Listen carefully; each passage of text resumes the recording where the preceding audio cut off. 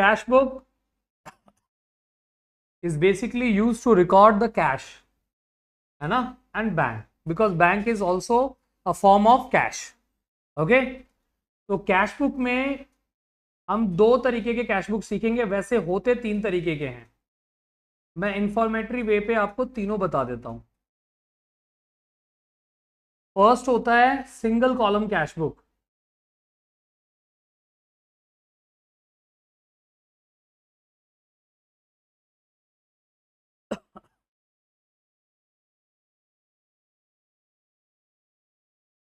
Single column cash book में हम सिर्फ कैश की ही कैलकुलेशन करते हैं कि कैश हमारे पास इनफ्लो हुआ है, इनफ्लो का मतलब हमारे पास आया है, या फिर कैश का आउटफ्लो हुआ है, मतलब कैश गया है।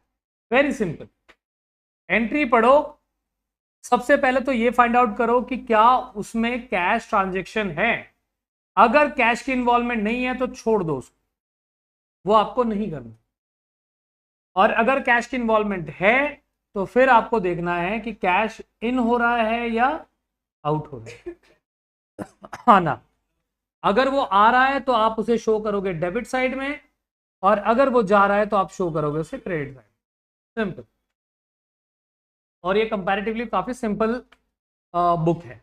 ओके, सेकंड हमारा आ जाता है डबल कॉलम कैश बुक।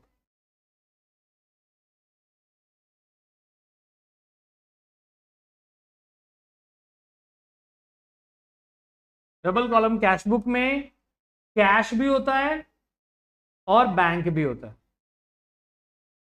अब आपको इन दोनों को ध्यान रखना पड़ता है कि एक ट्रांजैक्शन में कैश है तो भी एंट्री करनी है, बैंक है तो भी एंट्री करनी है, और अगर एक ही ट्रांजैक्शन में ये दोनों हैं तो भी एंट्री करनी है, और अगर किसी ट्रांजैक्शन में कैश और बैंक में से कुछ भी नहीं है तो आपको उसे स्किप करना है। रूल इसमें भी सेम है, दोनों ही चीजों के लिए अगर इनफ्लो हो रहा है, आपके पास कैश आ रहा है या बैंक आ रहा है, जो भी आ रहा है उसको आप क्या करोगे, डेबिट। और अगर उनमें से कोई भी आपके पास से जा रहा है, दैट इज आउटफ्लो हो रहा है, जैसे आपने चेक से पेमेंट कर दी, तो क्या हो जाए, वो क्या हो जाएगा, क्रेडिट। समझ आया? And the third is triple column cash book.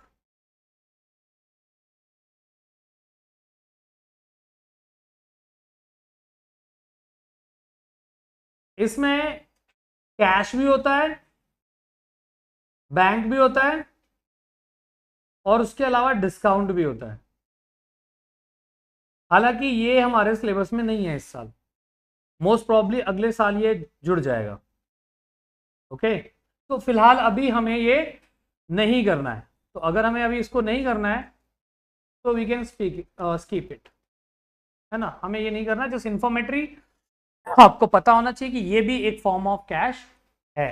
Okay, मैं इसे आपको ग्रुप में शेयर कर देता हूं, ठीक है, वहां से आप इसको नोट आउट कर लेना।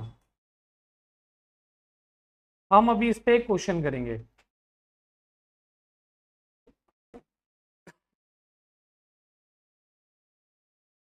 ठीक है, अब सबसे पहले अगर हम जो भी एक क्वेश्चन करेंगे, सबसे पहले इसका फॉर्मेट अगर आप चेकआउट करो तो फॉर्मेट कैसे होता है। सिंगल कॉलम कैश बुक के लिए आप यहां लिखते हो कैश बुक,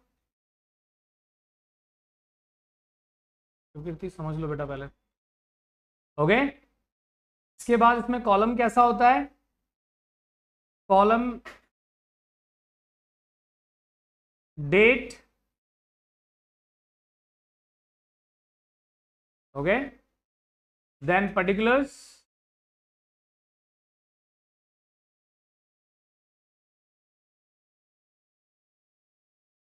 एक छोटा सा एलएफ। क्यों एलएफ होता है इसमें, क्योंकि ये लेजर नहीं है बेटा, ये बुक है।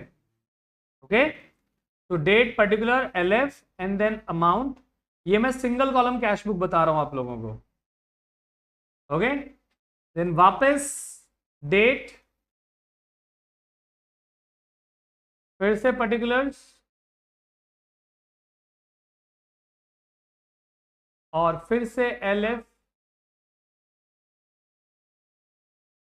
and then amount. Amount means cash amount. Is that clear beta?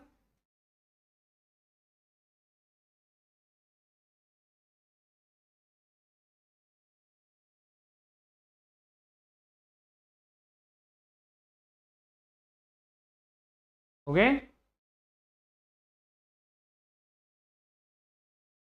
This is for date. This is particulars.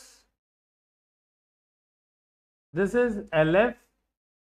This is amount लिख सकते हो या कैश भी लिख सकते हो. Amount.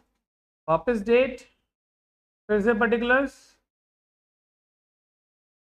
LF और वापस amount. समझ आया बेटा? दिस इज द फॉर्मेट या कॉलम जैसा बनाना होता है. क्वेश्चन इसका बहुत आसान होता है. अभी हम एक क्वेश्चन लेंगे और इस क्वेश्चन को सॉल्व करेंगे. ठीक है.